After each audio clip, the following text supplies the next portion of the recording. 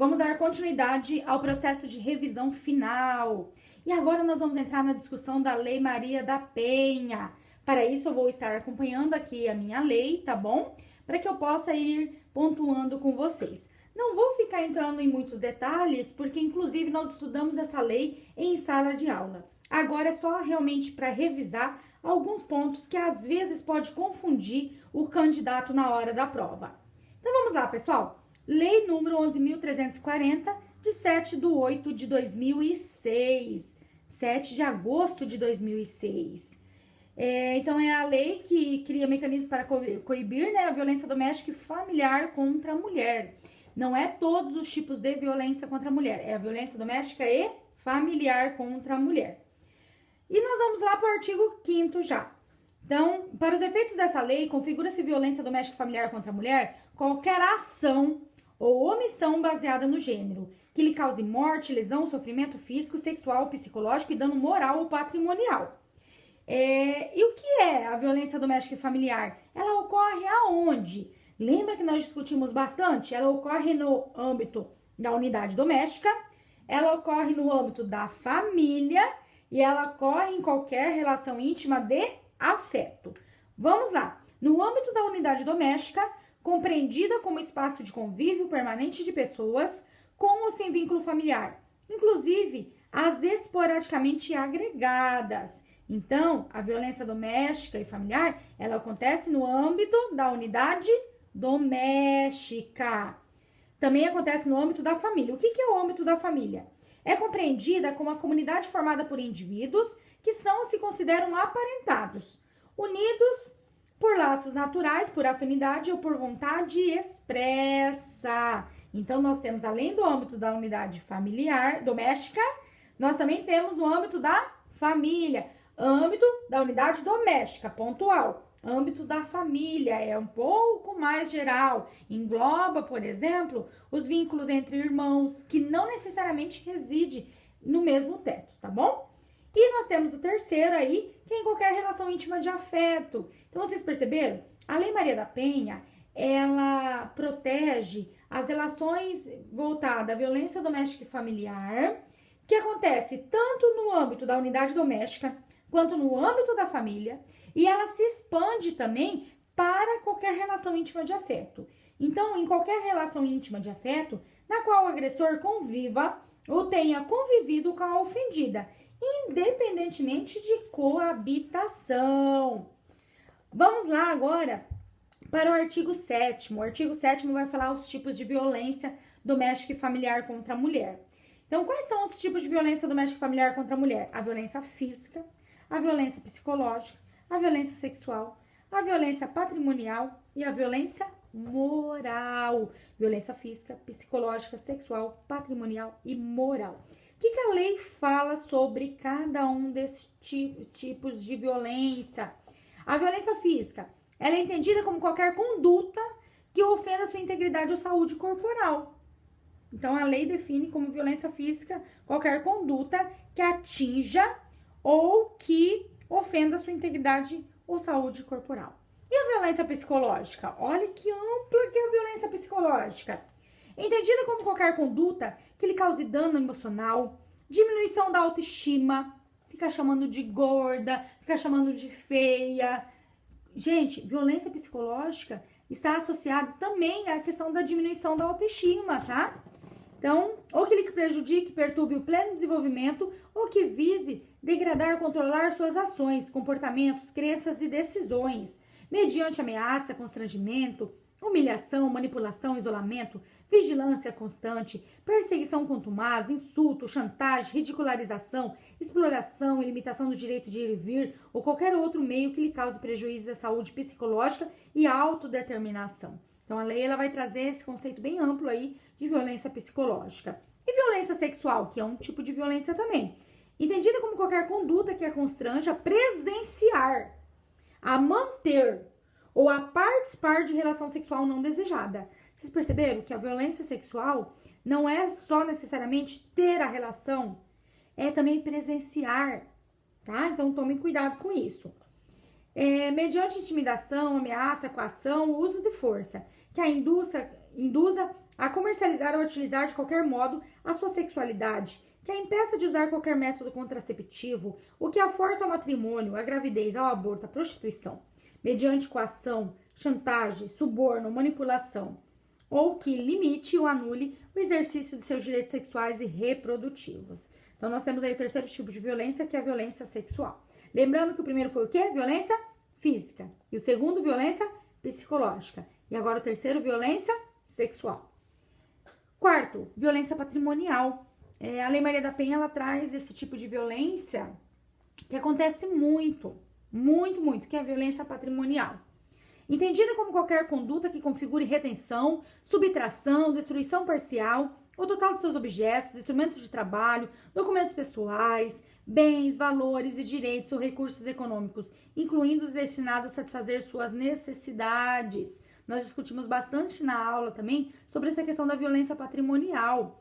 A violência patrimonial, pessoal, é desde a questão da destruição, por exemplo, de um objeto que tinha um valor muito grande para aquela mulher, né? Até mesmo a questão de destruição, colocar fogo numa casa, acabar com o carro, né? Então, a violência patrimonial envolve desde objetos simples, mas que tem um poder afetivo muito grande em relação àquela mulher, tá bom? E além da violência patrimonial, nós temos a violência moral. Prestem atenção que às vezes a banca confunde violência moral com violência psicológica. Violência moral, entendida como qualquer conduta que configure calúnia, difamação ou injúria. A violência moral, ela é bem curtinha, tá? Então, a violência moral, vocês não vão confundir na hora da prova, porque a violência psicológica é bem grandona no conceito. Já a violência moral, ela é extremamente curta. Olha lá, violência moral, entendida como qualquer conduta que configure calúnia, difamação ou injúria. Calúnia, difamação ou injúria. Calúnia, difamação ou injúria. Calúnia, difamação, injúria. Calúnia, difamação, injúria. Violência moral. Calúnia, difamação, injúria. Repete comigo. Calúnia, difamação, injúria. Vocês não vão confundir. Beleza? Então, violência doméstica e familiar. Nós temos violência física, violência psicológica, violência sexual, violência patrimonial e violência moral. São esses 5 tipos de violência. Beleza, pessoal?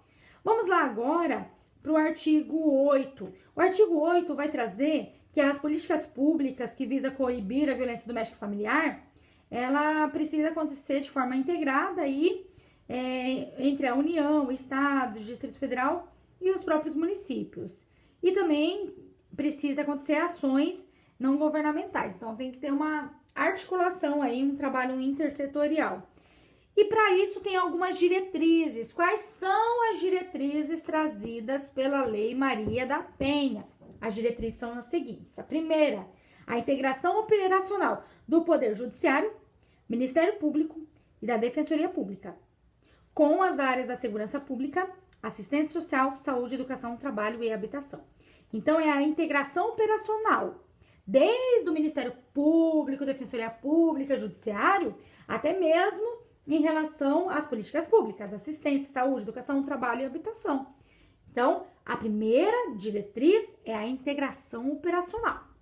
A segunda diretriz é a promoção de estudos e pesquisas, estatísticas e outras informações relevantes com a perspectiva de gênero e de raça ou etnia.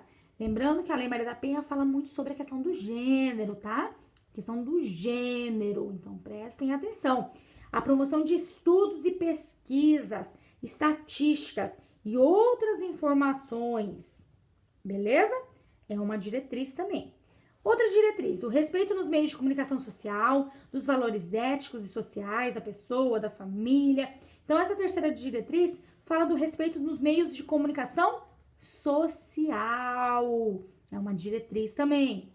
Quarto, a implementação de atendimento policial especializado. Atendimento policial especializado para as mulheres, em particular nas delegacias de atendimento à mulher. Então, a quarta diretriz é a implementação aí de atendimento policial especializado, através, por exemplo, das delegacias de atendimento à mulher. A quinta diretriz, a promoção e a realização de campanhas educativas de prevenção da violência doméstica e familiar contra a mulher, voltadas ao público escolar e sociedade geral. Então, a quinta diretriz é a promoção e a realização de campanhas educativas. E a sexta diretriz, a celebração de convênios, protocolos, ajustes, buscando erradicar a violência doméstica familiar contra a mulher, né? Então, celebrar convênios, protocolos, os ajustes, né? A sétima diretriz, capacitação permanente das polícias civis, da polícia civil, militar, guarda municipal, corpo de bombeiro e dos profissionais pertencentes aos órgãos e às áreas enunciadas no inciso 1º, que fala do Ministério Público, Judiciário, Defensoria, assistência, habitação, saúde, né? Então, a capacitação permanente desses profissionais e também do Polícia Civil, Militar, Guarda Municipal, Corpo de Bombeiro. A oitava diretriz, a promoção de programas educacionais que disseminem valores éticos e restrito e respeito à dignidade da pessoa humana com perspectiva de gênero e de raça ou etnia. Então, a promoção de programas educacionais. O 9 aqui, a nona, o destaque nos currículos escolares de todos os níveis de ensino para os conteúdos relativos aos direitos humanos e à equidade de gênero e de raça, de etnia e aos problemas de violência doméstica e familiar contra a mulher. Então, as diretrizes são essas. Vamos resumir as diretrizes. Primeira diretriz, integração operacional. Segunda, promoção de estudos e pesquisas. Terceira, o respeito dos meios de comunicação. Quarta, a implementação de atendimento policial especializado. O quinto aqui, promoção e realização de campanhas educativas. Sexto, celebração de convênios, protocolos. Sétimo, capacitação permanente, Polícia Civil, Guarda Municipal, Corpo de Bombeiro e daqueles profissionais que está lá no inciso 1º. O sétimo, capacitação permanente... Opa, já falei o sétimo, né? Oitavo, a promoção de programas educacionais que dissemine uma cultura diferente em relação à perspectiva de gênero e tudo mais. E nono, o destaque nos currículos escolares em todos os níveis. Beleza?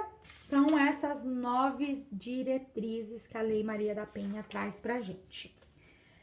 Bom, lá no artigo 9º, nós vamos ter que o juiz determinará no prazo certo a inclusão da mulher em situação de violência doméstica familiar no cadastro de programas assistenciais do governo federal. Além disso, a mulher em situação de violência doméstica familiar, para preservar sua integridade física e psicológica, ela tem alguns direitos. Quais são esses direitos? Acesso prioritário à remoção quando servidora pública, né, integrante tanto da administração direta ou indireta, a manutenção do vínculo trabalhista, quando necessário o afastamento do local de trabalho por até 6 meses. Então, até 6 meses, essa mulher ela tem a garantia de ter esse vínculo trabalhista aí. A assistência à mulher em situação de violência doméstica familiar compreenderá o acesso aos benefícios decorrentes do desenvolvimento científico, tecnológico, inclusive aí a contracepção de emergência. A questão, por exemplo, da violência sexual, que precisa tomar todo aquele coquetel, tá? Aí depois do artigo 10, nós vamos falar um pouquinho da questão do atendimento pela autoridade policial, porque a autoridade policial tem um papel fundamental aí na Lei Maria da Penha. Então, a autoridade policial que tomar conhecimento da ocorrência adotará de imediato as providências legais cabíveis. E no atendimento a essa mulher em situação de violência, a autoridade policial ela precisa adotar as seguintes medidas, né? As seguintes providências. Primeiro, garantir proteção policial, quando necessário, comunicando de imediato o Ministério Público e o Poder Judiciário. Segundo, encaminhar a ofendida ao hospital ou posto de saúde e ao Instituto Médico Legal. Então, aqui, pessoal, a autoridade policial é ela que tem que encaminhar a ofendida ao hospital, ao posto de saúde e ao Instituto Médico Legal. Adriele, não fala mais posto de saúde, fala unidade básica de saúde. Eu achei que era pegadinha. Cuidado, aqui tá escrito posto de saúde, beleza? 3. Fornecer transporte para a ofendida e seus dependentes para abrigo local seguro, quando houver risco de vida. Então, a autoridade policial precisa aí fornecer esse transporte, tanto para a ofendida como para os seus dependentes, tá? O quarto, se necessário, acompanhar a ofendida para assegurar a retirada de seus pertences do local da ocorrência do domicílio familiar. Informar a ofendida os direitos a ela conferido pela Lei Maria da Penha. Artigo 12. Em todos os casos de violência doméstica familiar contra a mulher, feito o registro de ocorrência, deverá a autoridade policial adotar de imediato os seguintes procedimentos: ouvir a ofendida, colher todas as provas, remeter no prazo de 48 horas, expediente apartado ao juiz, com o pedido da ofendida para concessão de medida protetiva de urgência, Então, a autoridade policial tem um prazo de 48 horas para mandar para o juiz o pedido da ofendida em relação às medidas protetivas de urgência, né? Determinar que se proceda ao exame de corpo de delito da ofendida, ouvir o agressor e as testemunhas, então a autoridade policial tem que ouvir o agressor e as testemunhas, ordenar a identificação do agressor, inclusive juntar a folha dos seus antecedentes criminais e tudo mais, e remeter no prazo legal os atos do inquérito policial ao juiz e ao próprio Ministério Público. Beleza? Vamos avançar aí um pouquinho. Vamos lá no artigo 17. É vedada a aplicação nos casos de violência doméstica e familiar contra a mulher de penas de cesta básica ou outras de prestação pecuniária, bem como a substituição da pena que implica o pagamento isolado de multa. Então, pessoal, nos casos de violência doméstica e familiar, não pode pagar cesta básica, não vai substituir a pena pela questão pecuniária, beleza? Bom, das medidas protetivas de urgência. Quais são as medidas protetivas de urgência? Então, o juiz, ele tem um prazo de 48 horas para conhecer do expediente do pedido e decidir sobre as medidas. E determinar o encaminhamento da ofendida ao órgão de assistência judiciária, quando for o caso. E tem um prazo de 48 horas para comunicar ao Ministério Público. As medidas protetivas de urgência poderão ser concedidas pelo juiz, a requerimento do Ministério Público ou a pedido da ofendida. Então, mesmo que a ofendida, às vezes, não peça uma determinada medida protetiva, o Ministério Público pode pedir. Então, as medidas protetivas podem ser concedidas pelo juiz, tanto a pedido do Ministério Público, como a pedido da própria ofendida, beleza? Em qualquer fase do inquérito policial ou da instrução criminal, caberá a prisão preventiva do agressor. Então, em qualquer fase aí do inquérito policial, o agressor ele pode ser preso. A ofendida deverá ser notificada dos atos processuais relativos ao agressor, especialmente dos pertinentes ao ingresso e à saída da prisão, sem prejuízo da intimação do advogado constituído ou do defensor público. Então, a ofendida ela deve ser notificada de todos os atos processuais. Bom, vamos lá para o artigo 22, que vai falar um pouquinho sobre as medidas protetivas que obrigam o agressor. Então, o juiz ele pode determinar algumas medidas protetivas que vai obrigar esse agressor a ter determinadas condutas, como, por exemplo, a suspensão da posse ou restrição do porte de armas, o afastamento do lar, do domicílio, do local de convivência com a ofendida, proibição de determinadas condutas, entre as quais a aproximação da ofendida, dos seus familiares e das testemunhas, contato com a ofendida, seus familiares e testemunhas, frequentação de determinados lugares, a fim de preservar a integridade física e psicológica da ofendida, restrição ou suspensão de visitas aos dependentes menores, ouvida a equipe de atendimento multidisciplinar ou serviço similar, e prestação de alimentos provisionais ou provisórios. Lembram? Inclusive, eu mandei vocês pesquisarem a diferença de alimentos provisionais e provisórios. Então, essas daqui são as medidas protetivas que vai obrigar o agressor a ter determinadas condutas, beleza? Além dessas medidas que obrigam o agressor, vocês viram? Não é só afastar o agressor da vítima. Eu tenho várias outras questões. Além de afastar fisicamente, ele não pode manter, por exemplo, contato com a vítima, com seus familiares, com as testemunhas, proibir esse agressor de frequentar determinados locais, determinados espaços, afastar ele do lar, suspensão do porte ou restrição do porte de armas. Então, tem várias medidas que é aplicada aí ao ator da violência doméstica. E eu tenho também aqui aquelas medidas que é aplicada à ofendida. Então, quais são as medidas aplicadas à ofendida? O juiz, quando necessário, sem prejuízo de outras medidas, ele pode encaminhar a ofendida e seus dependentes a programa oficial comunitário de proteção ou de atendimento. Ele pode determinar a recondução da ofendida e de seus dependentes ao respectivo domicílio, após afastamento do agressor. O juiz também pode determinar o afastamento da ofendida do lar, sem prejuízo dos direitos relativos a bens, guarda dos filhos e alimentos. E ele pode, inclusive, determinar a separação de corpos. Não esqueçam disso. Aí, agora, só para finalizar, um aspecto que sempre cai em concurso também, que é o artigo 24. Para a proteção patrimonial dos bens da sociedade conjugal ou daqueles de propriedade particular da mulher, o juiz poderá determinar liminarmente as seguintes medidas, entre outras: a restituição de bens indevidamente subtraído pelo agressor à ofendida, a proibição temporária para a celebração de atos, contratos de compra, venda e locação de propriedade comum, salvo expressa autorização judicial. E o 3, suspensão das procurações conferidas pela ofendida ao agressor. 4, prestação de caução provisória mediante depósito judicial por perdas e danos materiais decorrentes da prática da violência doméstica e familiar contra a ofendida. Tudo isso nós já estudamos na nossa aula, né? Nas nossas aulas, na verdade, nós estudamos bastante sobre essa questão, por isso que eu estou passando só para relembrar realmente. Aí depois vai ter a atuação do Ministério Público também, que vocês provavelmente já leram, mas eu acho que pode não cair. Porque, gente, lembrando assim, antes de acabar esse vídeo, que Ministério Público não tem nada a ver com o Judiciário, tá?